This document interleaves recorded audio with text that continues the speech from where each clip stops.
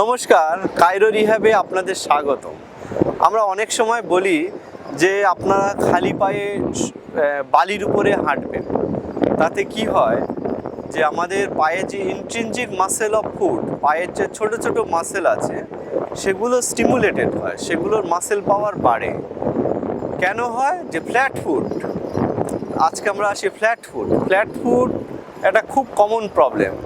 Flat foot যদি কারোর হয় তার তো পায়ের সমস্যা হবে, অ্যাঙ্কেলের মুভমেন্ট কমে যায়, অ্যাঙ্কেলের রেস্ট্রিক্টেড হয়ে যায়, নি পেন হয়, নিয়ের প্রেশার পড়ে, এমনকি হিপ এবং পেলভিক গার্ডেল সেখানেও টেনশনটা বেড়ে যায়। মানে ফ্ল্যাট ফুটের জন্য আপনার পায়েও ব্যথা হতে পারে, আবার এমনকি আপনার ইউরিনারি ইনকন্টিনেন্স, অনেক সময় স্নিজিং, কাপিংয়ে যে ইউরিন বেরিয়ে আসা, সেটাও হতে পারে ডিউ টু ফ্ল্যাট ফুট। মানে ফ্ল্যাট ফুটের কারণে আপনার পেলভিক ফ্লোর মাসেলগুলো উইক হতে পারে। ফ্ল্যাট ফুটটা কি?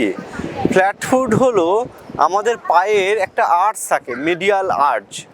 আমরা যখন হাঁটি কিংবা জাম্পিং করি, পায়ে আমাদের যে বডি ওয়েটটা শক অ্যাবজর্ব করে, এটা খুব ইম্পর্টেন্ট।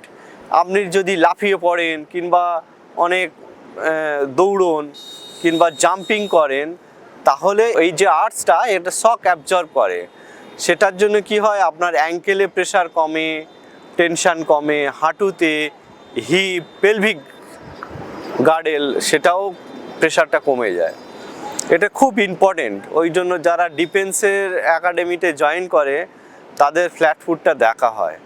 এবার ফ্ল্যাট ফুটটা কেন হয়? একটা হচ্ছে তো কনজেনিটাল, ইনহেরিটেড, যদি বাবা মায়ের থাকে কিংবা জন্মগত অনেকের দেখবেন ফ্ল্যাট ফুট থাকে। আর একটা কী হয়, যে যারা প্রলং স্ট্যান্ডিং পশ্চারে কাজ করেন, অনেকক্ষণ দাঁড়িয়ে থাকে কাজ করেন, তাদেরও ফ্ল্যাট ফুট হতে পারে। এবার ফ্ল্যাট ফুটের জন্য আপনারা কি করবেন? রেগুলার ওয়াকিং, সেই সঙ্গে টো ওয়াকিং, হিল ওয়াকিং, এগুলো তো করতেই হবে। সেই সঙ্গে বালির ওপরে হাঁটবেন। এই সুন্দর যে বালি দেখতে পাচ্ছেন, আপনারা যদি খালি পায়ে হাঁটেন তাহলে এই আর্চটা খুব মেনটেন হয়।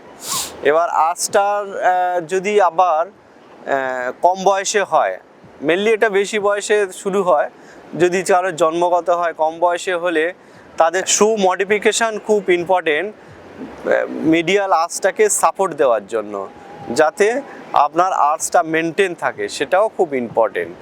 এই সিম্পল কাজগুলো আপনাদের করতে হবে। টো ওয়াকিং, টোয়ের উপরে দাঁড়ানো, হিল রেজ, তারপরে বালির উপরে আপনাদের হাঁটতে হবে। এইগুলো আপনারা করুন, করলে আপনারা ভালো থাকবেন। এবং সবথেকে বড় কথা, অনেকে জানেন না যে তাদের ফ্ল্যাট ফুট আছে। আপনারা দেখবেন অনেক আগে পুরোনো দিনের আমি কথা বলছি, মেয়ে দেখতে যেত বয়স্ক মানুষরা।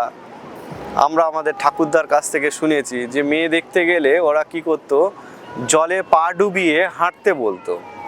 মানে কি, তারা পায়ের আর্চটা দেখতো যে ফ্ল্যাট ফুট আছে কিনা, আর্চ আছে কিনা। এটা খুব ইম্পর্টেন্ট।